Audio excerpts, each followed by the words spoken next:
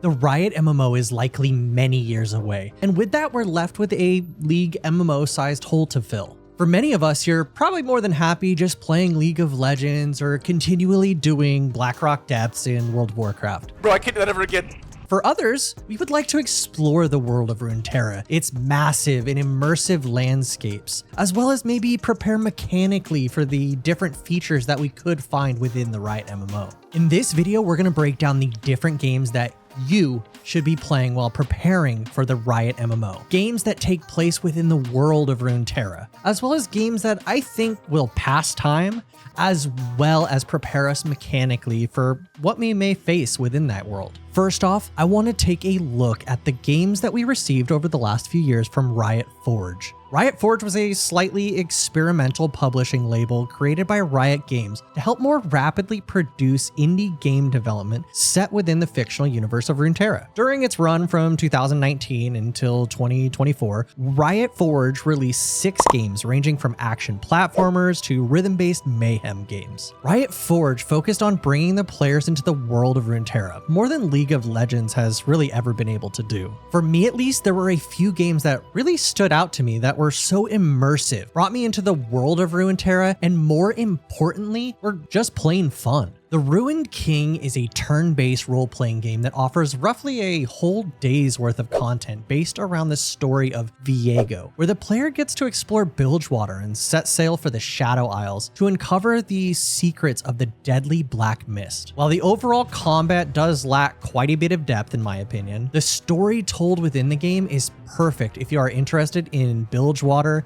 as you'll get to spend a lot of time with the Buru Ilaoi, or everyone's favorite pirate Misfortune. Don't get cocky. Bandletale is yet another role-playing game, farm life sim, and the only game from Riot Forge where you get to create your own character. Set in the Yordle capital of Bandle City, the player must work alongside many of the lovable Yordles to help fix the portal system that connects the many floating sky islands that make up Bandle City. While the gameplay may feel repetitive at times, I found the immersion into one of the most fun races of Runeterra to be really exciting. That and having the quest givers refer to me by my actual in-game name was something that I haven't really seen in any other Runeterra game, or really any Riot game at all since. Song of Nunu was, as far as gameplay is concerned, one of my favorite Riot Forge games.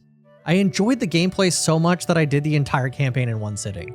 Though, this is also probably my only complaint about the game. It was just simply too short, with the main story only taking about 6 hours to complete. That said, the game puts you into the icy world of the Freljord, where you get to play as Nunu and your lovable companion, the Last Yeti Willem. During your adventures, you'll work alongside Braum, Ornn, and Volibear to unearth the secrets, myths, and legends buried deep in the frozen tundra, all while following closely behind the maybe slightly misunderstood Lysandra. I loved this game, and while it was short, I think it is definitely worth checking out if you do want to explore the Freljord or even just Runeterra as a whole. Last on the list for the Riot Forge section, I want to talk about probably the best game from Riot Forge overall, the Mage Seeker. I put this one at the end because I think it is probably the most balanced and enjoyable experience, as well as the fact that it really, at least in my opinion, sets up one of the most important plot points for the Riot MMO, the allowing of mages within the Petricite-infused city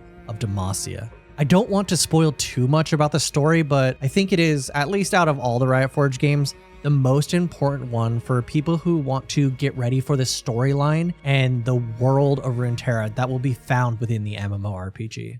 Now that we've taken a look at some of the more obvious games that are actually set within the world of Runeterra, let's look at some games that may mechanically have more of a connection with the MMORPG. Based off of educated guessing from job postings, what the team on the project is playing, and I guess what I personally think we may see within the game. The last time we heard about the combat coming in the Riot Games MMO, we were told that they were looking to bridge the gap with old and new MMO players alike by creating fun and engaging cutting-edge action combat. Many of you may hear this and immediately skip ahead to thinking of games like The Elder Scrolls Online or Black Desert Online, two MMOs that are known for their action combat. But what you may not know is that action combat isn't something that is really properly defined. Games like Elden Ring feature action combat, but when you break it down, you specifically target your enemies and lock onto them, something you may see in the tab targeting combat of Guild Wars 2 or even the retail version of World of Warcraft. I guess my point here is that the combat within the Riot Games MMO is still a little bit up in the air, even if the job postings do say they prefer experience in action combat. But it may be worth playing some games like World of Warcraft, Elden Ring, or even League of Legends, because based off of dev tweets and live streams, those are all areas where the team is directly drawing inspiration. The MMO landscape has been incredibly underserved over the last decade, with most of its hype generating from re-releases of classic servers or overly hyped cash grabs. So when I say it is hard to pick an MMO that consistently provides engaging gameplay for its player base, I'm not exaggerating. I know one of the reasons many of us are excited for the Riot MMO is to rekindle our love for the genre, but with the game being potentially 5 years away, there are still a lot of great MMOs out there that I think may still be worth the time of investing into, while we wait for the Riot MMO at least. The list, well, short, is purely based off of whether I, oheyspun, personally think that the game is worth playing, and not just meant to be an exhaustive list of all of the best MMOs out there. If your game isn't here, I'm sorry. I probably think it sucks and you should play something else. The first and most obvious choice is World of Warcraft.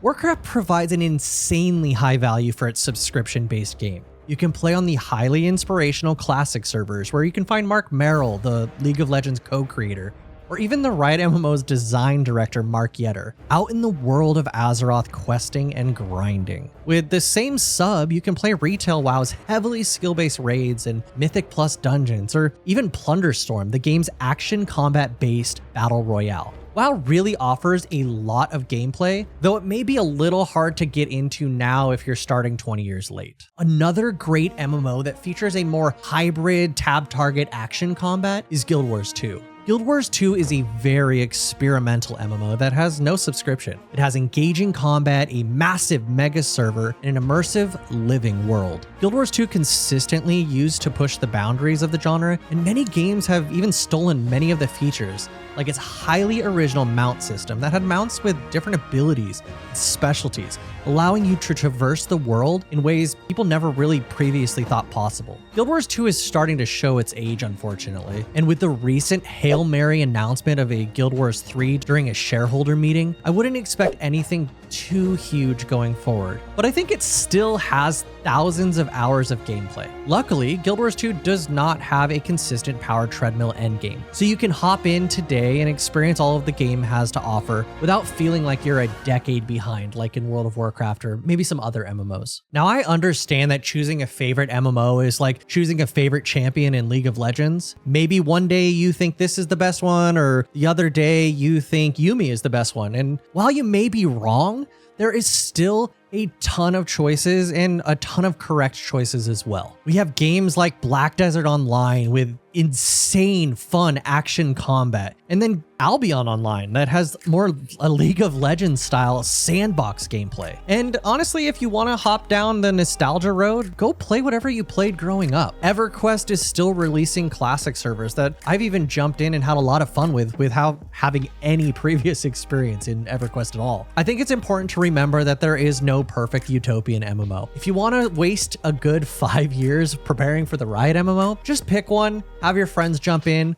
or jump in and try to form a raid or make some friends that way. You'll likely be finding people to play the Riot MMO with by doing so, and you might just have fun trying it. Gaming is highly subjective and everyone has different tastes. By no means was this list meant to be an exhaustive list of every good game to play over the next 5 years, but more of a list that shows there's a lot of great games to play that are either based in Runeterra or within the MMO genre as well. And you can spend a lot of time doing both of those. Learning the world of Runeterra, learning about its world, its different environments, characters, champions, flora, fauna, pretty much everything, while at the same time getting comfortable with the endless grind that is an MMORPG. Personally, for me, I have found a lot of fun to be had in ARPGs like Path of Exile or Last Epoch. I have explored and built massive towns in survival games like Ark Survival Ascended or even Valheim. And I will continue to push the limits in World of Warcraft by leveling up my hardcore characters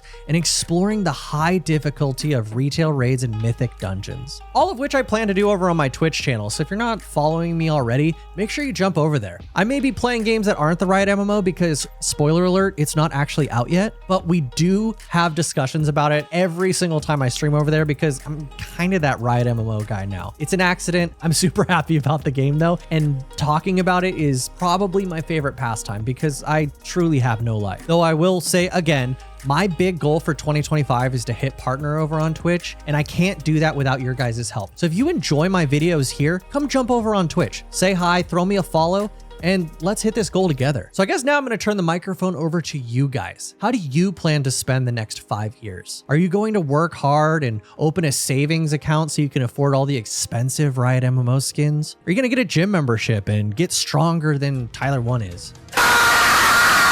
More importantly, what games are you guys going to play as we inch ever closer to the inevitable release of the Riot MMO? Let me know down in the comments below. My name is Spun, and I will see you all in the next video.